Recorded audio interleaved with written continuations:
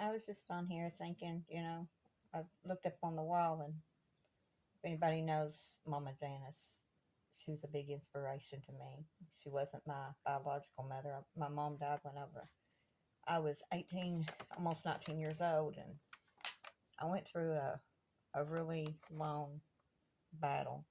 I was angry at God. I didn't understand why God could take my mommy at 42 years old. I didn't understand at that age. I had such a strong mother. There's not a night that went by that she didn't hug and kiss me and tell me she loved me. We didn't have everything we wanted in life, but we had love.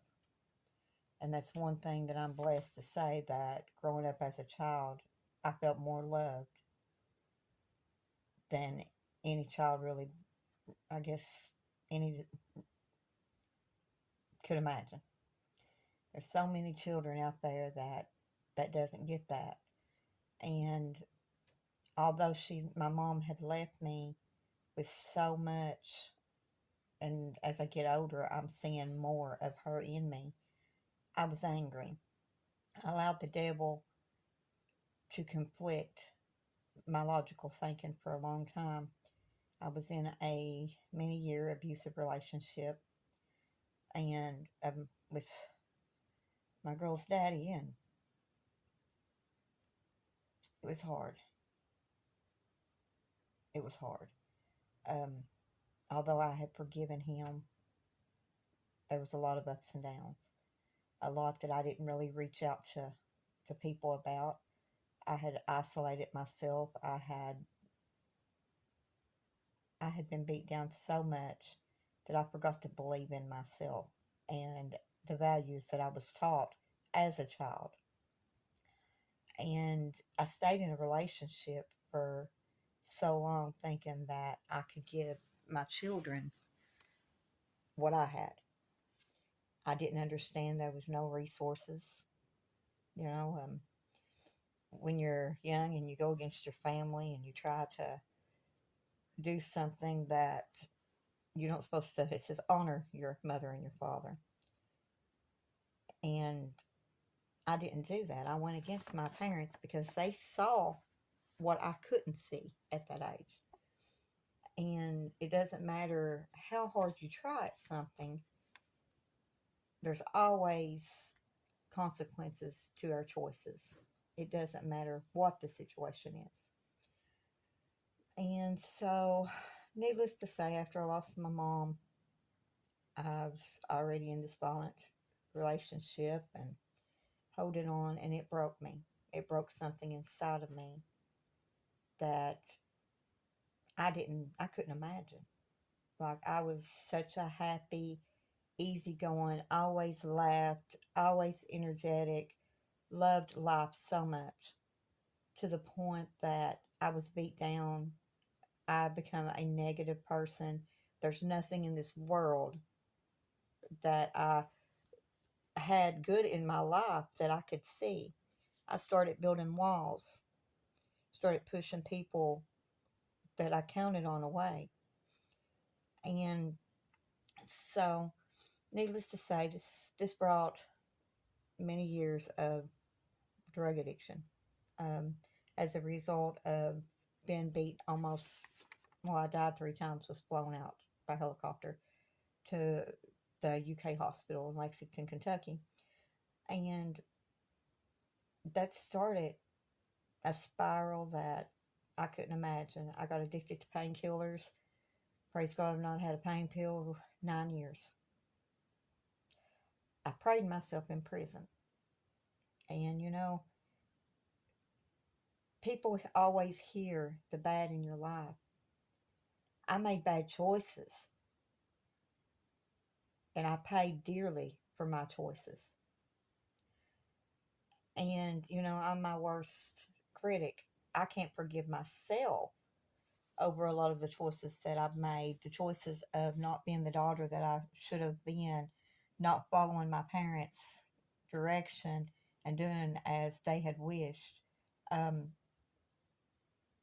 not giving my children the mother that they so much deserved.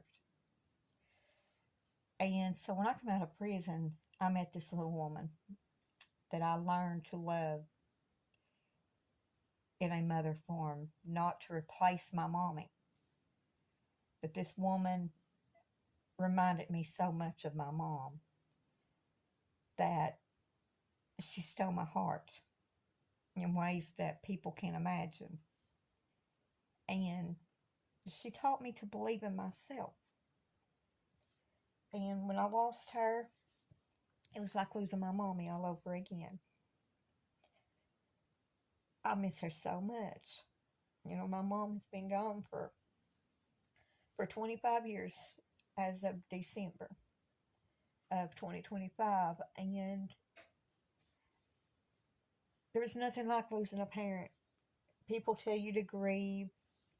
You know, my grieving was continue doing pills and don't deal with the hurt from my marriage. Don't deal with the abuse. Don't deal with my kids crying for me, you know, and not understanding why mommy was there instead of picking up the pieces that I was taught as a child and being stronger.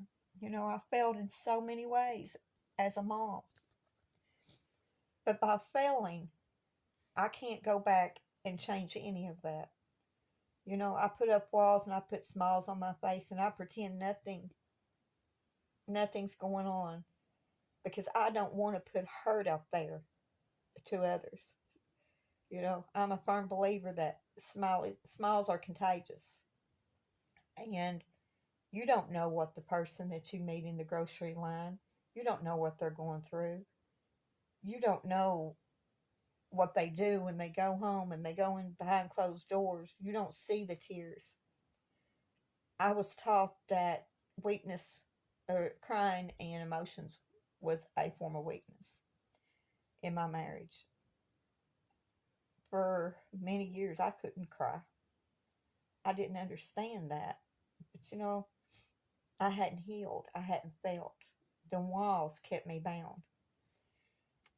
And what I'm getting at it today is it doesn't matter what you go through in life, there's always somebody that God is going to put in your life to get through it. It took many years before I met Mama Janice. And when I seen this little strong woman, she passed away of ALS. And when I seen the fight that this little woman had in her, I found myself through her. Every struggle from something as simple as going from walking to not being able to walk, talking, just something as simple as taking a drink of water. And the woman never complained. She had strength like my mommy did. And there's so many times that I wish I had the strength that she had and that mama had. And I try. But you know, when she died, I didn't do what I done when I lost my mommy. I've I've not done everything like I wanted to do. But I've done everything that I could do. And it's been a battle. A battle that nobody knows about. And I wouldn't trade it for anything. Because that woman taught me to believe in myself. She taught me how to love again. She taught me to see goodness in everyone, no matter if they deserved it or not. And I'm grateful for that. And no, these are not sad tears. These are happy tears. Because through finding a woman that never took my mommy's place, but in my eyes, she came real close to filling her shoes. By finding this woman, I found myself. I was able to learn to forgive forgive God for something that He know better, that I blamed Him for. You know, God doesn't want us to go through and be sick on this world. That's why we have an option to go to heaven, where there's no dying, no sickness, no pain. And I believe with all of my heart that those two little ladies are together in heaven. And I believe with all of my heart that no matter how hard, and yes, I may not do everything the way that they've done, but I've tried. I put blood, sweat, and tears in things that people don't even know. And what got me through and allowed me to continue to push them forward was Mama's dogs. Because you see, that's all that she's had, that she left me, that was actually living, of hers. And a lot of people judge me. They judge me because, you know, I'm all the time talking about my dogs. Well, you know, whenever the world's falling apart around you and everybody leaves you, and many times it's from your choices that you've not healed from the past. And when you want to make and do better, you have to let things go. You have to let people go. And it doesn't mean that the love's not there. It means that you've outgrown them. And because of outgrowing them, some people and some things, they aren't fun anymore. It doesn't mean that they're bad people. It just means that it's a new chapter in your life, and it's okay to be greedy when it comes to your mental health. I cut my wrist a few years ago, both of them, right before I met Mama. As a matter of fact, when I started, I had gauze wrapped around both arms. But you know, I don't desire to die today. That was that broken soul that didn't have God. That was that broken vessel that loved beyond what anybody's seen, because she put up walls and a smile on her face, and she didn't want anyone to feel her pain. That was that person that felt like she was better off staying away from her children instead of coming in and out of their life. Because I met Mama, life started to make sense. And I was sitting here on her bed, actually, and I looked up on the wall. And not long after I met the little woman, she had this thing, this piece of paper. I had it on my refrigerator for the longest, and I brought it in here and put it on the wall beside my computer desk, probably a year ago or so. And it's hung there ever since. And I was sitting here today looking out the window, and, you know, and I got to looking, and I seen this paper, and it says, "You sure you don't need a dog?" Notice the people who visit your home. Number 1, the dog lives here, you don't. 2, if you don't want the dog to be near you, stay off the furniture. 3, yes, he has some disgusting habits. So do I. So do you. What's your point? 4, of course he smells like a dog. 5, it's his nature to try and sniff your crotch. Please feel free to sniff his. 6, I like him a lot better than I like most people. 7, to you, he's a dog. To me, he's an adopted son who is short, hairy, walks on all fours, and doesn't speak clearly. I have no problem with any of these. 8, dogs are better than kids. They eat less, don't ask for money all the time, are easier to train, usually come when called, never drive your car, don't hang out with drug-using friends, don't smoke or drink, don't worry about whether they have the latest fashions, and they don't wear your clothes, don't have gazillions of dollars for university, and if they get pregnant, you can sell their pups. And, you know, I was in my head a little bit. But what I got from that is, even though I'm in my head and I can cry tears today, that doesn't bound me to bad choices. Something as simple as this little piece of paper that she had me make a print and put on her refrigerator that I've kept this long.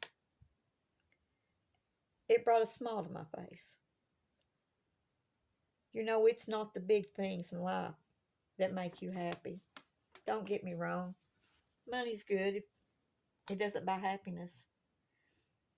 She gave me the richest thing that she owned. She gave me her dogs. And you know what? I wouldn't trade them for anything in this world.